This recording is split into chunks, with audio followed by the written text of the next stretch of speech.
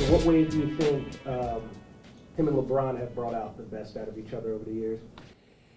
Well, 4 finals matchups, that's what it's all about. That's the apex of NBA basketball. And so the two of them meeting 4 times, at the highest level, that's what rivalries are born out of. That's, Magic and Bird. That's, the matchups we think about in NBA history come from, that sort of circumstance. So they're both amazing players, totally different, but both so committed to the work, to the process, competitors, really intelligent. I mean, they share a lot of the same qualities, despite the fact that they're very different players. Ron, in what ways do you think you and Steph have brought out the best in each other, given all those matchups? Just two of the most competitive players who've ever played this game. And we want to, etch our name in the history books as much as we can, but playing, doing it our own way. So, like I said, I got nothing but the greatest aspiration, the greatest respect for Steph. All right, Vinny, here we go. I know you are a basketball historian. I like to dabble with basketball history myself, and we have it just brought to us, delivered to us in the form of Warriors, Lakers, second round, Western Conference semifinals. LeBron representing the Lakers and representing the Golden State Warriors in this corner. We got Steph Curry. And Vinny, I can tell you, you got the great Detroit sweatshirt on. I'm not representing the Buckeyes today, but I'm a Buckeye through and through. But I can tell you that every Buckeye is not created the same. We're not all the same. So just because LeBron James and Steph Curry were both born in Akron, Ohio in the 1980s and both turned into Hall of Fame basketball players doesn't mean that they're the same. But even though Steve Kerr said several times they're completely different players, and they're different players, and I know they're different players, somehow the winner of this series will be declared some unofficial champion of the LeBron James, Steph Curry debate. And I say it shouldn't be. It shouldn't be. But and I'll get sucked in. And you may get sucked in too. Are you going to get sucked in, Vinny? I can't say that I won't. Will you be sucked into this debate that is emerging? I don't remember it being there in 2016 or 2017. I think it was more LeBron, KD, but somehow Steph versus LeBron has become a thing, and I'm trying to resist. What say you?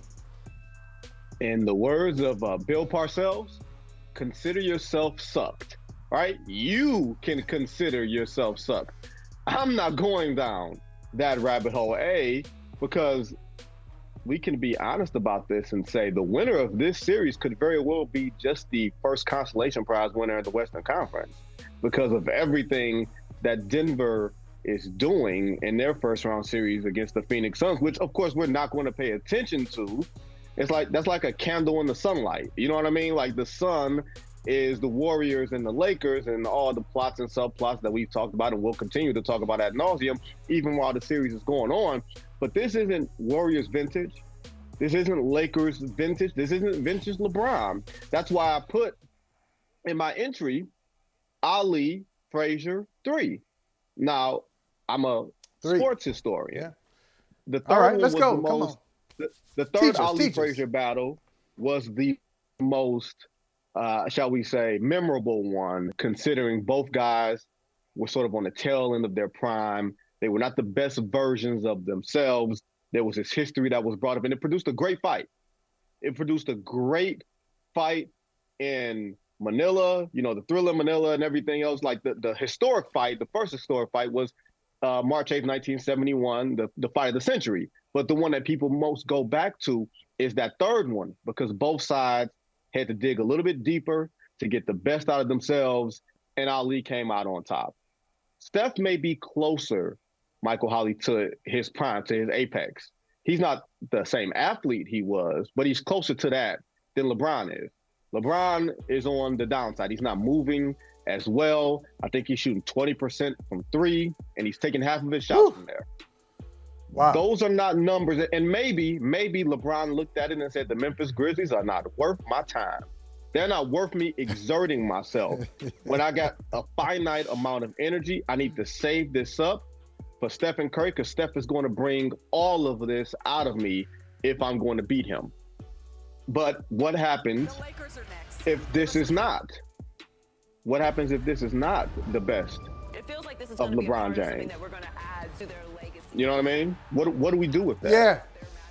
Yeah, you know what? And I love that. I love the Ali Frazier comparison, especially because it was these guys, the names that were, you see the names and you see those faces and you hear the voices, especially Ali, just unmistakable. You hear him coming, like, when he's 200 yards away. There's a whole crowd with him. He's bouncing around. And he's got his hype man. He's got, Bundini Brown. Everybody's around him. And there's the excitement around Ali, even though he's not the same Ali, and Frazier, the same thing. It really is the story of these Warriors. See, the Warriors, they sound the same. They keep talking about the championship days. Like, you cannot talk to the Warriors. You can talk to the Warriors about the weather, and somehow they start talking about their championships again. Okay? You can talk to the Warriors about the Super Bowl. They want to bring up their own we weren't even talking about that. Why are y'all talking about all these championships? They are the defending champions. They are the defending champions, which is an important distinction as opposed to being a team that won championships, year after year, years ago. Like, when you're the defending champions, you can run your mouth a little bit. You can do that. You earn the right. I got it. But I was just talking about where my favorite croissant is, and you bring up a championship. Yeah, I wouldn't even talk about basketball, and you bring up championships all the time. Is this the salty Ohioan in you, that the Warriors got championships off of Ohio blood? No. Most of those banners got LeBron blood on it? Listen, I'm just asking. I'm just curious. I'm just asking. Benny, I was probably the oldest 17-year-old you ever met, because I knew I was going to major in journalism.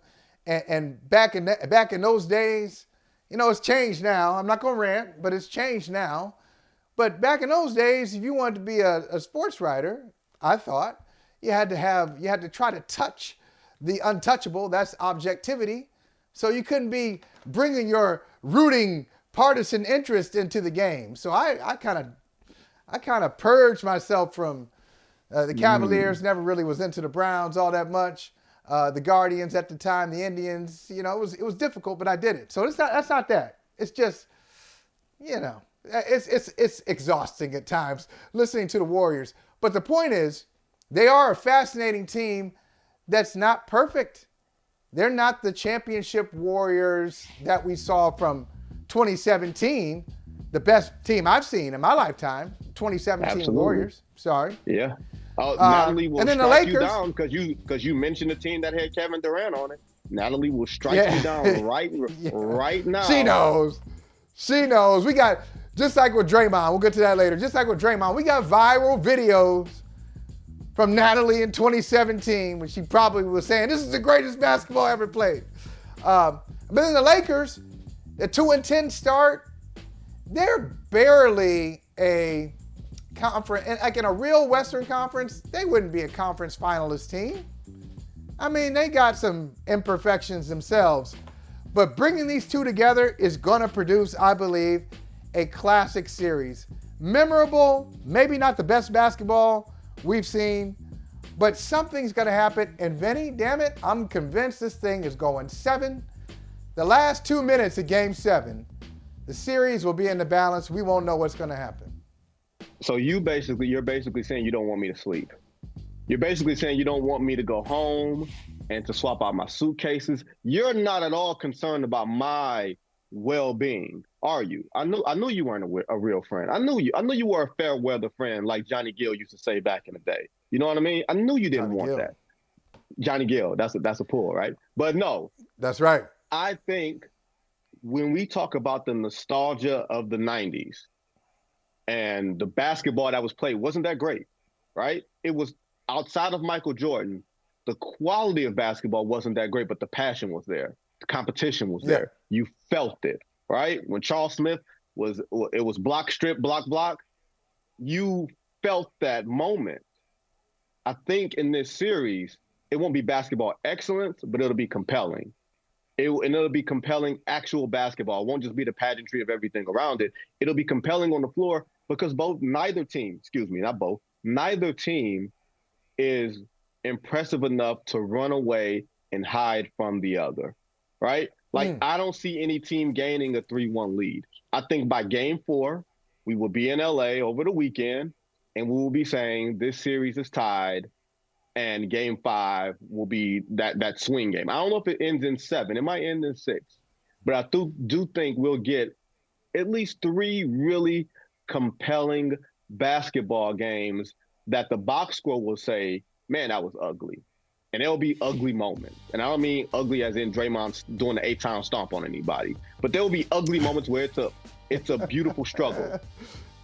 And out of that beautiful struggle will produce some really compelling and memorable moments. That's what we're all asking for. I don't know if anybody, real basketball fans that I know, are looking for the 150, 140-point games and everything else. But I do think we're looking for that struggle and that competition. That's why people are so nostalgic about the Knicks and the Heat. That wasn't great basketball back then. It was just not. basketball. Thank you. That we just loved because we knew that they hated each other. And LeBron and the Warriors don't really hate each other. You know, you got pictures of LeBron and Draymond Green dancing at weddings and stuff together. You know what I mean? And those guys in the picture booth taking pictures. But for the LeBron and Steph thing, I will say this, and this is the interesting thing.